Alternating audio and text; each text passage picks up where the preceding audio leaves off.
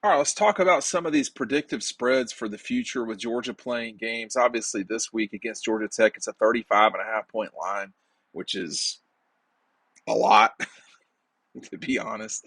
But there are some of these games I'm going to talk about here that may never exist, which is why they're predictive. Okay, so right now though, you can get Georgia LSU anywhere from 15 to 16 points. So that's not nothing. That's a significant line that LSU will have to. I get why that line is so big. It does seem like that's asking a lot of Georgia, but this LSU team has proven that they can not play well in moments. I mean, you look at the way that they played against Tennessee, the game against Arkansas. I think Arkansas was a weather game. I mean, that's just all there is to it. You win 13-10, you get out of there. They did not look good in that game. They just did not look good in that game.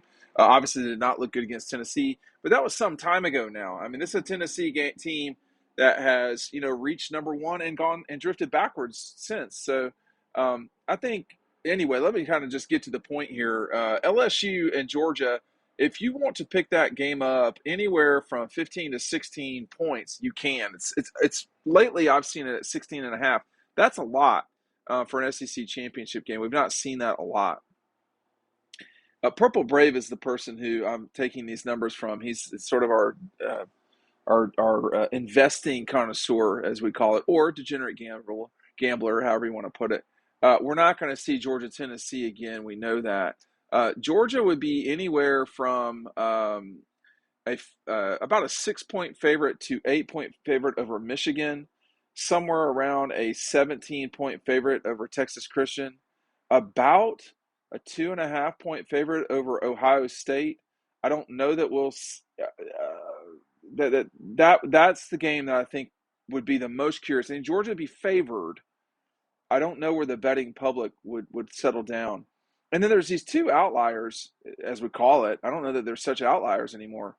Georgia would be about a 15 point favorite against Clemson and somewhere around a 15 point favorite against SC. I think the SC line might have lowered some lately. There were some other interesting things that were predictive here was that Ohio State would be a 4.5 favorite over Michigan on a neutral field instead of a 7.5, suggesting that that's a 3 point swing for playing at home.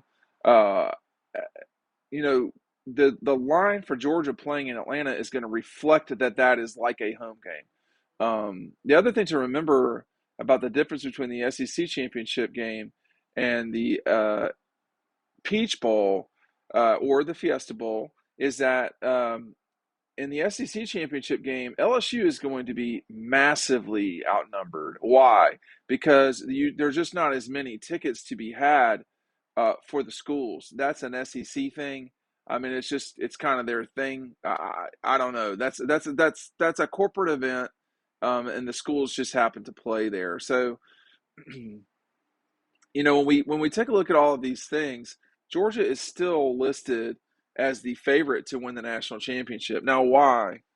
Well, first of all, they don't have to play Alabama. I mean, that's number one. Secondly, they don't have to play Michigan or Ohio State coming into not this weekend. Um, Still with Clemson as not horrible odds in the grand scheme of things. So Georgia at the one with negative 140, Ohio State at plus 125. That means Georgia is a not insignificant favorite to win the national championship. Then it falls precipitously. Michigan at 12 plus 1,200, TCU at plus 1,400, Clemson at 2,000, SC at 2,500, and then LSU at 4,000. Odds makers are still listing Oregon. I suppose that's because they can win the Pac-12 and possibly sneak in as a two-loss.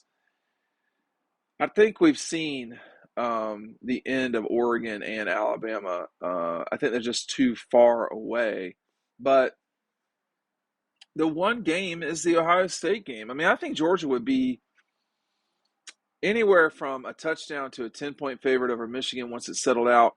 Anything over 14 points and higher, that's a significant line in a marquee game. It's a significant line in any game, but these games get more um, juice. They get more attention because sort of the idiot class, um, they bet this. I mean, we saw how the Tennessee game got knocked down to almost 7.5 before the professionals came in and said, "Oh, okay, I'll take your 7.5 with Georgia," and they knocked it back up to 9. So, um, if Ohio State were to play Georgia in Atlanta, they would actually get more tickets than LSU, the way I understand it. So that would be one thing to watch. But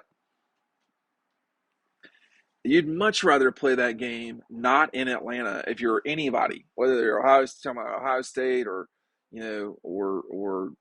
Michigan or Tennessee or whoever. I mean, we've seen Georgia last year against Alabama have 70% of the crowd. Now I'll tell you this national championship game, should Georgia get to it, is in Los Angeles, and we've seen that Georgia will travel to LA. However, let me just point out that the two schools that would hang with Georgia in terms of travel to Los Angeles are Ohio State and Michigan, no question. Um, in in um, in Indianapolis, it was certainly a pro Georgia crowd, probably 65-70% Georgia crowd. The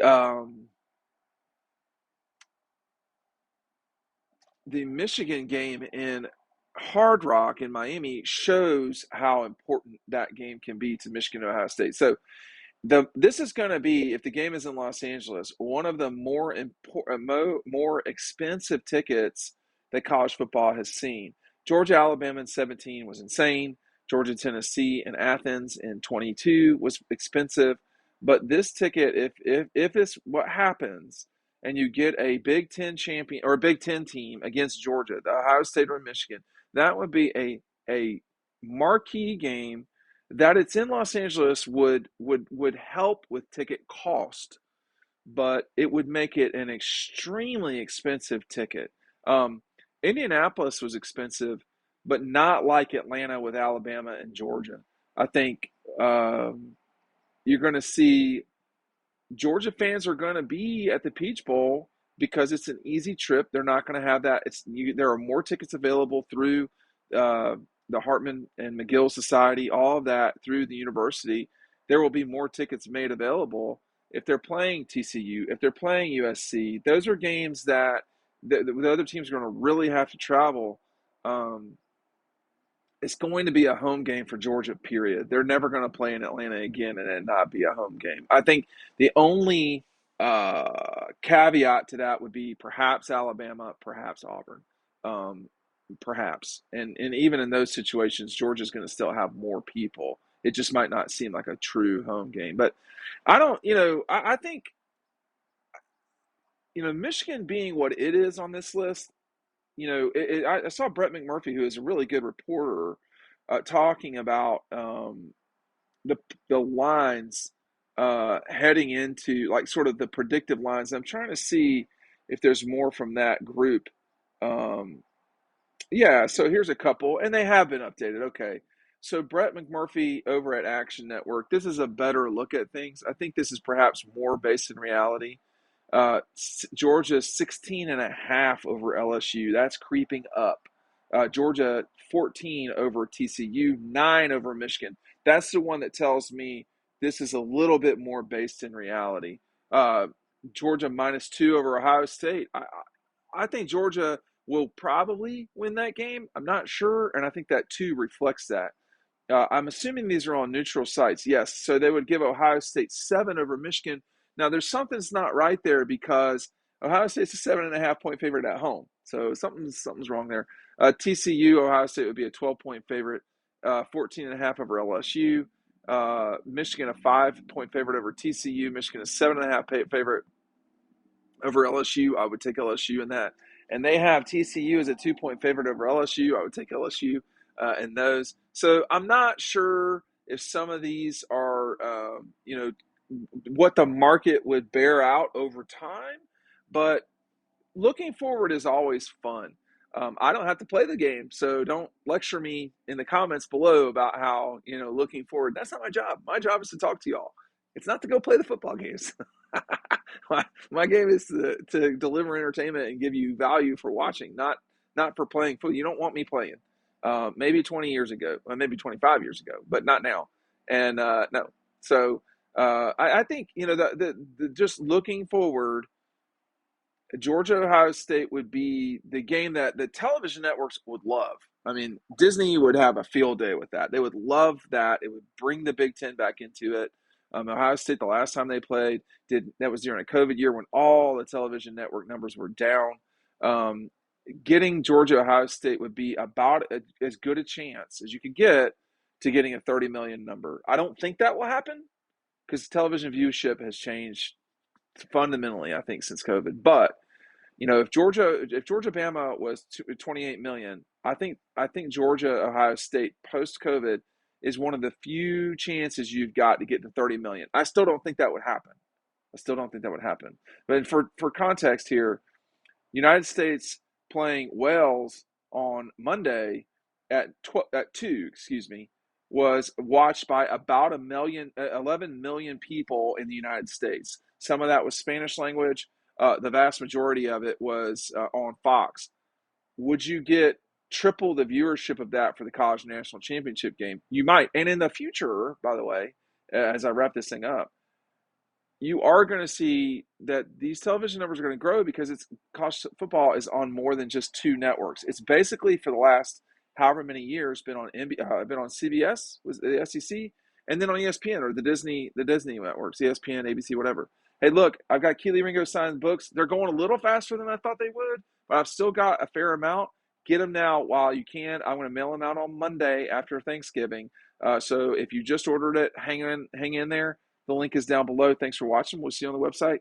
Have a happy Thanksgiving. We'll see you tomorrow on the videos.